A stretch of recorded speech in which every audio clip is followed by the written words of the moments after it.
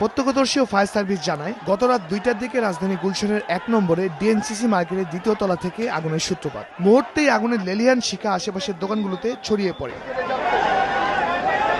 খবর পেয়ে ঘটনাস্থলে গিয়ে তৎপরতা শুরু করে ফায়ার সার্ভিস।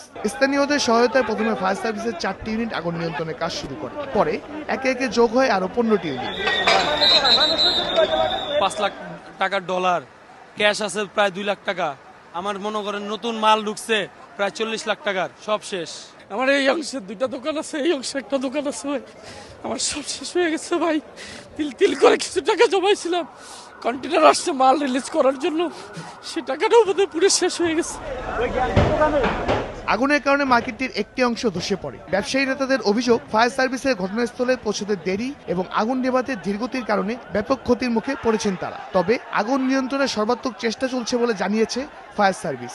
চতুর্দিকে মার্কেট খোলা, গাড়ি ইন করে আগুন নিয়ন্ত্রণ আনতে পারে, কিন্তু ওইভাবে তৎপর না। আমি স্যাটিসফাই না এদের প্রতি। এখনো কন্ট্রোলে হয় না পুরোপুরি, বাট আমরা চেষ্টা করছি আগুনটাকে ব্লক দেওয়ার জন্য।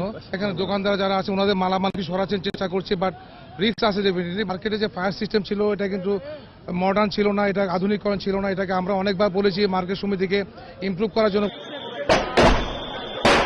এদিকে সকালে ডিএনসিসি মার্কেট পরিদর্শনে এসে ঢাকা উত্তর সিটি কর্পোরেশনের মেয়র আনিসুল হক বলেন, সবার সম্মিলিত প্রচেষ্টায় আগুন নিয়ন্ত্রণের চেষ্টা করা হচ্ছে।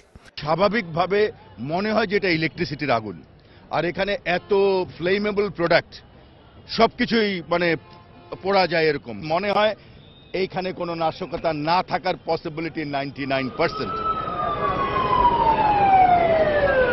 ব্যবসায়ীরা জানান, মার্কেটের 2য় তলায় 1.5 শতাধিক দোকান রয়েছে, আর ধসে পড়া অংশে রয়েছে অর্ধ শতাধিক দোকান।